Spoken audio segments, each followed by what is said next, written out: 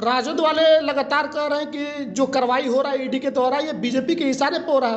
अपने पर आती है तो दर्द होती है, जब दूसरों पे आती है तो ईडी कोर्ट का मामला हो जाता है। मेरे भाई एक चश्मे सबको देखिए, जो वो कहाँ चले गए, भूल गए कि ओसामा साहब भी जेल गए थे, उनको बताया गया था, क्यों नहीं बोला उन्होंने? जिस मरहूम शहाबुद्दीन साहब ने राजद को खींचा, जिस मरहूम शहाबुद्दीन साहब ने राजद को क्या वो जमीन से आसमान तक पहुंचाया, और आज उनका परिवार जब परेशान होता है तो उस टाइम याद नहीं आता है इनको, उस टाइम याद आता है कानून का, और आज याद आ रहा है कि हमको फंसाया जा रहा है। अल्लाह इज ग्रेट, भगवान सब कुछ देख रहा है। कहता है मरहूम शहाबुद्दीन साहब भी आरजेडी में थे, क्यों परेशान किया गया उनके परिवार को? मैं क्वेश्चन करना चाहता हूं आपके महागठबंधन के लोगों से, क्यों परेशाान किया गया उनके परिवार को? क्यों उनके अभी भी परेशान किया जा रहा है परिवार को? और एक इतनी जो 2 कौड़ी की जिसकी औकात नहीं है सिवान में, उसको खड़ा किया था उनके खिलाफ बोलने के लिए। सिवान के अंदर जिसकी 2 कौड़ी की औकात नहीं है, उस मर्दूद जितने भी लोग हैं जो उनके खिलाफ बयान देते हैं, उसके 2 कौड़ी की औकात नहीं है, और उनके खिलाफ खड़ा किया था बयान देने के लिए। नहीं, लोकतंत्र में सबको अधिकार है बोलने का, सबको अधिकार है चुनाव लड़ने का, लोकतांत्रिक देश है, सब लोग को अधिकार है, सबको। इमाम गजाली अगर सिवान में होता तो किसी का बूता नहीं था कि खिलाफ पे बोल देता। ईडी लगातार जॉब फॉर लैंड मामले में लालू परिवार से पूछताछ कर रही है। कल लालू प्रसाद यादव ईडी के दफ्तर में थे, आज तेजस्वी प्रसाद यादव हैं और उनसे इस मामले पर पूछताछ की जा रही है। राजद परिवार का कहना है कि चुनाव से पहले बीजेपी डराना चाह रही है, ईडी सीबीआई उसका दुरुपयोग बीजेपी सत्ता में आने के लिए करती है। यही आरोप लगातार वो लोग लगा रहे हैं। हमारे साथ इस वक्त चिराग पासवान के पार्टी के जिला अध्यक्ष और मुसलमानों के चर्चित नेता इमाम गजाली साहब है। क्या कहिएगा गजाली साहब इस मुद्दे पर? ईडी पूछताछ चुनाव में डराने की कोशिश हो रही है। आज तो मुझे हंसी भी आ रही है, और वो आप दिन याद कीजिए जब तेजस्वी यादव से गोपालगंज में सवाल पूछा गया था कि ओसामा साहब में है, उनको नाजायज फंसाया गया है, आप जब आए जाके आप वहां मिल लीजिए, तो तेजस्वी यादव का जवाब था, याद कीजिएगा, मैं याद दिला दूं आपको, उनका जवाब था कि सरकार अपना काम कर रही है, कानून अपना काम के उसमें हस्तक्षेप हम क्यों करें? तो मेरे भाई ये कानून का मामला है, ये ईडी का मामला है, ये सरकार का मामला है, तो हम हस्तक्षेप आम आवाम क्यों करे, आम जनता क्यों करे? जब अपने पर आती है तो दर्द होता है, जब अपने पर आती है तकलीफ होती है, जब उनके चाहने वाले सहयोगी चिल्ला रहे हैं पूरे तरह से। लेकिन सिवान मरहूम शहाबुद्दीन साहब के परिवार पर जब जुल्म होता है, वो नाजायज फंसाया जाता है, तो उस पे कानून जाने, उस पे कहा कि कानून का मामला है, पर कानून का प्रक्रिया है, हम कुछ नहीं बोल सकते हैं। आप यहाँ भी एक आम आवाम क्यों बोलेगी? आप गौर कीजिए, जब से मरहूम डॉक्टर मोहम्मद शहाबुद्दीन साहब की हत्या कराई गई है, मैं ओपन हुआ बराबर बोलता रहा हूँ, तब से लालू यादव जी का परिवार परेशान रहा है, काफी परेशान रहा है उस मामले में लेकर आज तक परेशान हुई थी। क्या शहाबुद्दीन साहब की तो मौत बीमारी से हुई थी, कोरोना से हुई थी। मैंने कहा था जांच कमेटी बैठाई जाए, एक अच्छा तंदुरुस्त इंसान, जो पहलवान इंसान, कोरोना कितना आया कितना चला गया, एक नमाजी इंसान, तहज्जुदगुजार इंसान, कोरोना पकड़ेगा, कोरोना धरेगा तहज्जुदगुजार इंसान को। लगातार राजद के जो भी ठीक है उस पर तो मामला है, वो आप लोग जांच की मांग करते हैं। राजद वाले लगातार कह रहे हैं कि जो कार्रवाई हो रहा है ईडी के द्वारा ये बीजेपी के इशारे पर हो रहा है। मनोज झा ने यहाँ तक कहा कि ये ईडी नहीं भाजपा है जो ईडी के रूप में हमसे पूछताछ कर रही है। अपने पर आती है तो दर्द होती है, जब दूसरों पे आती है तो ईडी कोर्ट का मामला हो जाता है। मेरे भाई एक चश्मे सबको देखिए, जो वो कहाँ चले गए, भूल गए कि ओसामा साहब भी जेल गए थे, उनको बताया गया था, क्यों नहीं बोला उन्होंने? जिस मरहूम शहाबुद्दीन साहब ने राजद को खींचा, जिस मरहूम शहाबुद्दीन साहब ने राजद को क्या वो जमीन से आसमान तक पहुंचाया, और आज उनका परिवार जब परेशान होता है तो उस टाइम याद नहीं आता है इनको, उस टाइम याद आता है कानून का, और आज याद आ रहा है कि हमको फंसाया जा रहा है। अल्लाह इज ग्रेट, भगवान सब कुछ देख रहा है, कहता है, और देख रहा है, इंशाअल्लाह इसका इंसाफ मिलेगा, जवाब मिलेगा, ऊपर वाले ही देंगे और दे रहे हैं। और आप ऐसा थोड़ी है ईडी, आपने जब गलत किया होगा तभी तो कार्रवाई हो रही है। ऐसे कैसे हो जाएगी? और रहा सवाल बीजेपी, क्यों? बीजेपी एक संस्था है, बीजेपी एक पार्टी है, अभी नेशनल पार्टी है पूरे। अभी देखिए सोरेन को, हाँ। अरे भाई चोर चोर मौसेरे भाई, तो कहानी कहीं न कहीं तो है। अगर हम चोरी हम करेंगे तो ऑटोमेटिक मेरे पास लोग आएंगे। हम जब चोरी ही नहीं करेंगे तो हमको कैसे दागदार लोग बना देगा? तो खाली एक बहाना है। बीजेपी ईमानदारी से काम कर रही है, बीजेपी कोई गलत नहीं कर रही है, कुछ नहीं कर रही। एकदम ईमानदारी से काम कर रही है बीजेपी, उसमें कोई नहीं है। अब कानून का मामला है, कानून समझेगा, हम इसमें कुछ नहीं बोल सकते हैं। हाँ, लालू प्रसाद यादव हम लोग के सम्मानित हैं, पहले से भी हैं। हाँ, मैं जरूर आपके चैनल के माध्यम से कहूंगा कि हाँ, उनके एज का ख्याल रखा जाए।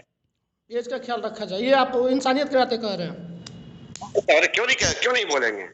एक हम मुसलमान है मेरे भाई, एक बूढ़े इंसान है, और लालू प्रसाद यादव जी की कार्यशैली को हर कोई जानता है। हाँ, एज है, तबीयत खराब उनकी है। हाँ, उनके एज का ख्याल रखते हुए उनको परेशान ज्यादा नहीं किया जाए, ये मेरी मांग है। और लेकिन कानून अपना काम कर रही है, यहाँ पे कानून काम करेगी। जब तेजस्वी यादव गुनहगार हैंगे तो कानून काम करेगी, दैट्स ऑल। गजाली साहब, एक सवाल और है कि अभी से कुछ दिन पहले हमको याद है कि एक सप्ताह करीब पहले चिराग पासवान अपने कार्यालय पर प्रेस कॉन्फ्रेंस कर रहे थे और वो लगातार हमला बोल रहे थे नीतीश कुमार पर, बोले थे इन्होंने बर्बाद कर दिया बिहार को। अब तो दोनों हाथों से स्वागत कर रहे हैं जब एनडीए में चले गए फिर से। तो ये पॉलिटिक्स में कौन सा रूप है? राष्ट्रीय अध्यक्ष ने क्या बोला, क्या कहा? हमारा राष्ट्रीय अध्यक्ष का ये कहना है कि कोई उनसे कोई पर्सनल लड़ाई तो है नहीं, नीतिगत लड़ाई होती है। और नीतीश कुमार की नीति के खिलाफ थे वो, और उन्होंने कहा कि बिहार फर्स्ट, बिहारी फर्स्ट का जो हमारा रीजन है सब लोजपाइयों का, तो उस पर वो अमल करेंगे। आप रहा भाजपा कि दोबारा नीतीश कुमार जी आए हैं और हमको लगता है नीतीश कुमार जी एक अच्छे मुख्यमंत्री साबित और होंगे। और मेरी दुआ उनके साथ है। बीजेपी की नीति अच्छी लगती है आपको? देखिए, बीजेपी की नीति हो, मैं तो लोक जनशक्ति पार्टी से हूँ, मैं सहयोगी अभी नीति की बात कर रहे थे और आप बीजेपी का भी तारीफ कर रहे थे कि बीजेपी अच्छा काम। तो हम पूछ रहे हैं जनरली कि बीजेपी की नीति कैसी लगती है आपको? देखिए, उनके हम सहयोगी दल हैं। हमारा जो नारा है हमारी पार्टी का, जात ना पात करे सबकी बात, बिहार फर्स्ट, बिहारी फर्स्ट, हम और सिर्फ सिद्धांत की राजनीति चिराग पासवान करते हैं। और उनका एक अलग मैनिफेस्टो है, अलग है। लेकिन हाँ, इतना जरूर है कि नरेंद्र सिद्धांत कहाँ चल गया? जो चिराग पासवान कल तक लगातार नीतीश कुमार का विरोध कर रहे थे, अब किस मुंह से तारीफ कर रहे हैं उनका? पोस्टर में भी लगा के स्वागत कर रहे हैं, पोस्टर लग गया है चौराहे पर। ये बताते हैं, तेज प्रताप जी ने, तेजस्वी जी ने कहा था चाचा, पलटू चाचा, उन्हें नाम रखा था ना, पलटू चाचा। तो कैसे ले लिया था उनको? तो पॉलिटिक्स में कभी कोई दुश्मन नहीं होता है। हाँ, संवैधानिक अपनी में जो उनका संवैधानिक दुरुपयोग अगर कहीं पर होता है तो उसमें लोग आवाज उठाते हैं, अपने पद का दुरुपयोग करते तो आवाज उठाते हैं। और रहा सवाल ये कि कहीं उनकी नीति से परेशानी होती है, उनसे परेशानी नहीं होती है। नीतीश कुमार सम्मानित है, एजेड आदमी है, और वो बिहार के मुख्यमंत्री हैं, हम लोग उनका इज्जत करते हैं, सम्मान करते हैं। और हमारी गठबंधन में, एनडीए गठबंधन में है, हमारी दुआ उनके साथ है। और खास कर बता दूं आपको, जहां बीजेपी की हुकूमत रही है, कभी आज तक दंगा नहीं देखा होगा आपने। नीतीश कुमार इतना साल रहे, कहीं दंगा हुआ क्या? नीतीश कुमार इतना साल कहीं मुसलमानों को तंग किया क्या? पहले तो एनडीए गठबंधन में थे। अभी तो बिहार शरीफ में हो गया था। बिहार शरीफ में क्या था? किसके में हुआ था? जब आरजेडी हुकूमत में होती है दंगा होता है, जब आरजेडी हुकूमत नहीं होती है दंगा नहीं होगा। इनका काम ही है दंगा। हम क्या बताया था? वोट से पहले मुसलमान, वोट के बाद मीमा। वोट के पहले मुसलमान, वोट के बाद मीमा। वोट से पहले बहुत अच्छे मुसलमान, अब वोट जब दिए तो मीमा हो गए। ये सब नहीं चलने वाला है। बिहार की जनता समझ गई है, हर मुसलमान समाज के लोग समझ चुके हैं मेरे भाई। अब वो नहीं चल रहा है। मोदी जी का डर देखा, मोदी जी ने पूरे हिंदुस्तान नहीं पूरी दुनिया में एक परचम लहराया है। और खास के अभी देखिए, मैं दिखाता हूँ आपको, हमारे यहाँ एक कहकशा परवीन है हमारे शेखपुरा के अंदर। नरेंद्र मोदी जी ने उनको लेटर लिखा और 2.5 लाख रुपया उनके फादर के यहाँ भेजा है कैंसर योगदान में। तो वो भी तो मुसलमान, क्यों भेजा नरेंद्र? एक बेचारी बीड़ी बनाने वाली है, वो उनके फादर बीड़ी बनाते हैं, वो सोचिए आप। कई लोग मोदी जी का विरोध इसलिए करते हैं कि जब कहीं दंगा होता है, चाहे कहीं कुछ उपद्रव होता है, अभी दिल्ली में हुआ था और फिर से उत्तर प्रदेश में कई जगह हुआ, तो उन्होंने कहा कि कपड़ों से पहचानिए कि दंगाई कौन है। वो तो कपड़ा देख के पहचान लेते हैं। और एक तो आपके आसाम के मुख्यमंत्री हैं, वो बोलते हैं कि मुसलमानों की वजह से सब्जी महंगा हो गया है। हमने ये तो पॉलिटिकल अपोजिशन पार्टियों का एक अफवाह फैलाने का एक मशीन उन लोगों के पास है, जो अपने आप सेकुलर जमात के लिए ये बोलते हैं। मरहूम शहाबुद्दीन साहब भी आरजेडी में थे, क्यों परेशान किया गया उनके परिवार को? मैं क्वेश्चन करना चाहता हूं आपके महागठबंधन के लोगों से, क्यों परेशान किया गया उनके परिवार को? क्यों अभी भी परेशान किया जा रहा है परिवार को? और एक इतनी जो 2 कौड़ी की जिसकी औकात नहीं है सिवान में, उसको खड़ा किया जाता है उनके खिलाफ बोलने के लिए। सिवान के अंदर जिसकी 2 कौड़ी की औकात नहीं है, उस मरदूत जितने भी लोग हैं जो उनके खिलाफ बयान देते हैं, उसके 2 कौड़ी की औकात नहीं है, और उनके खिलाफ खड़ा हो किया था बयान देने के लिए। नहीं, लोकतंत्र में सबको अधिकार है बोलने का, सबको अधिकार है चुनाव लड़ने का।